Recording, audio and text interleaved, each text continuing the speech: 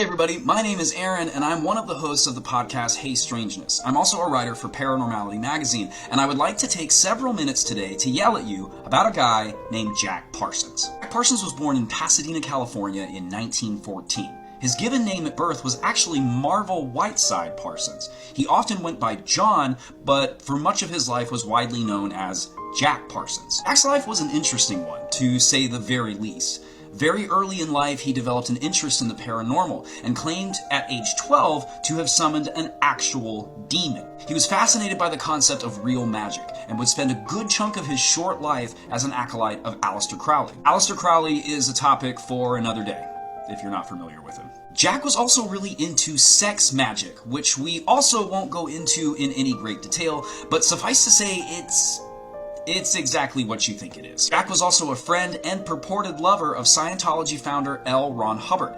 In fact, Parsons and Hubbard would later have a falling out, which involved a love triangle, a stolen boat, and crescendoed with Parsons allegedly summoning a hurricane with his magical powers off the coast of Florida. Eccentricities aside, Parsons was a brilliant scientist. He, along with several others, would invent rocket fuels and other chemical compounds which would eventually allow human beings to leave planet Earth and enter outer space. The course of the space race would have gone very, very differently were it not for Parsons and his Suicide Squad. So called because the chemicals they were working with were untested and extremely dangerous. In fact, one such compound would eventually and allegedly result in Parsons' death. While working in his home laboratory on pyrotechnics for the film industry, another area in which he was a pioneer, Parsons was literally blown to pieces in an accidental explosion. Speculation surrounding his death abounds to this day.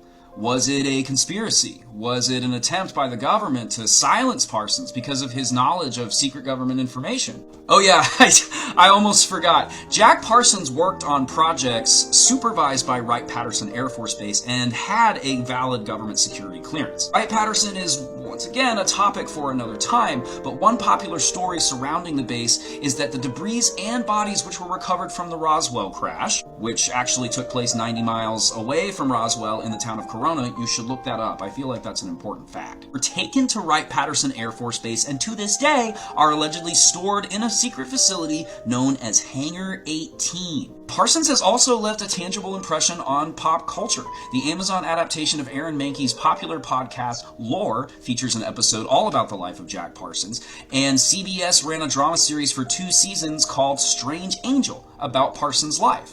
In addition, the popular fictional podcast Tanis, in its first episode, would feature Jack Parsons as a central piece of the narrative. There's a lot more to say about Jack Parsons. Most of this information comes from the book Sex and Rockets, The Occult World of Jack Parsons by John Carter and Robert Anton Wilson. A great book, highly recommend. Thanks for hanging out. Please be sure to follow Hey Strangeness on TikTok and Instagram and YouTube and Twitter and... Why are there so many platforms? More strange books, stories, interviews, and other stuff. Bye.